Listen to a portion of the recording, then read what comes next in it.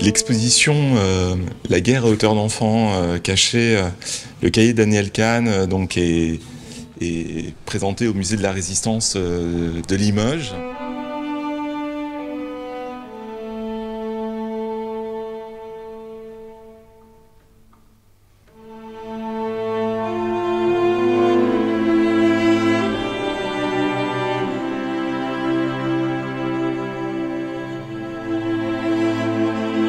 Souvent des expositions sur des thématiques, et ici vraiment c'est de suivre une jeune fille en fait dans son parcours de vie qui s'appelle donc Daniel Kahn et qui a traversé cette Seconde Guerre mondiale avec un choc extrêmement violent puisqu'elle était de famille juive et qu'elle va revenir un jour du lycée Racine à Paris en voyant du coup sa maison close et des voisins qui lui disent que toute sa famille a été arrêtée, ses parents, son frère, sa sœur, son oncle et sa tante, et qui va donc se retrouver à être prise en charge par un certain nombre de personnes qui vont la protéger et l'amener à être cachée en Bourgogne dans un tout petit village, le Petit Jailly.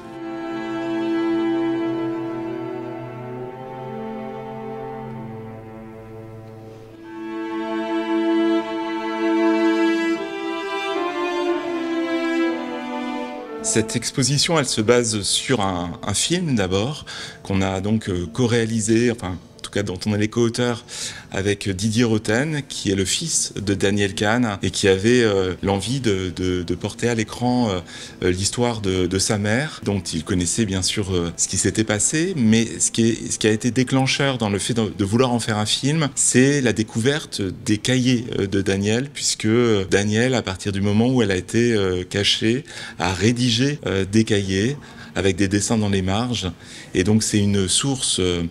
fabuleuse parce que quand on parle des enfants cachés, on a souvent le visage de personnes âgées qui expliquent ce qui s'est vécu quand elles étaient jeunes, mais très rarement on a, on va dire, la voix de l'enfant, c'est-à-dire qu'est-ce qui s'est vécu vraiment à l'âge de l'enfance. Et là, on avait au jour le jour eh bien, une jeune fille qui expliquait en même temps la difficulté bien sûr de ce qu'elle vivait, de la séparation avec toute sa famille, mais qui expliquait aussi ses jeux d'enfant, son rapport avec ses copines,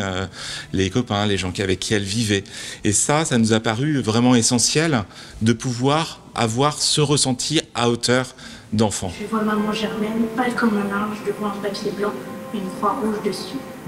Puis je la vois pleurer. Tout de suite, nous pensons à son mari,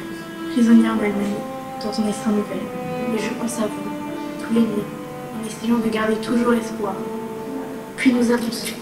C'est Jean-Paul, son fils, qui a été arrêté comme résistant. Au musée, on s'adresse bien sûr à tous les publics, mais beaucoup au public scolaire, au jeune public. On a une salle pédagogique où on organise des expositions plus pour les classes, mais c'est vrai que là, dans cette salle, on voulait cette fois-ci s'adresser vraiment au jeune public. C'est pour ça qu'on appelle cette exposition La guerre à hauteur d'enfants cachés. Et c'est vrai que la scénographie, le graphisme, le choix des objets qui ont été présentés, c'est aussi pour s'adresser aux enfants, pour qu'ils permettent de s'identifier en fait à une fille qui avait leur âge en fait pendant la guerre et comment eux ils auraient pu vivre en fait cette période-là. Depuis 2012, donc on organise des expositions temporaires, mais c'est la première fois qu'on abordait cette thématique vraiment dans le cadre d'une exposition et de parler bien sûr de l'histoire d'un enfant caché, comment il survit à la guerre, comment il s'adapte à un nouveau contexte, une nouvelle famille, à une nouvelle identité, mais aussi de l'importance du rôle des justes et comment en fait des personnes qui ne connaissaient pas d'autres personnes ont pu risquer leur vie et la vie de leur famille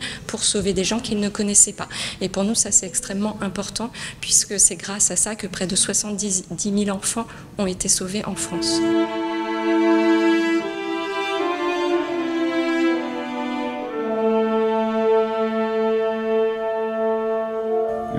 Le projet du film et de l'exposition est véritablement de rendre cette histoire accessible à un public assez large et pas seulement des adultes, puisque effectivement cette thématique de la Shoah est souvent difficile, avec des images qui peuvent être très violentes, et compliqué d'avoir aussi à en parler à des plus jeunes. Et ici, à travers ce parcours personnel de cette jeune fille, eh bien, il y a une identification qui se fait aussi pour les enfants qui viennent voir qui voient le film ou qui viennent voir cette exposition. Et donc d'avoir abordé cette période difficile, mais avec l'angle de l'enfance. Ce qui fait que ça reste tout à fait ouvert à aussi un public jeune. On a voulu vraiment que cette exposition elle puisse être accessible à tous.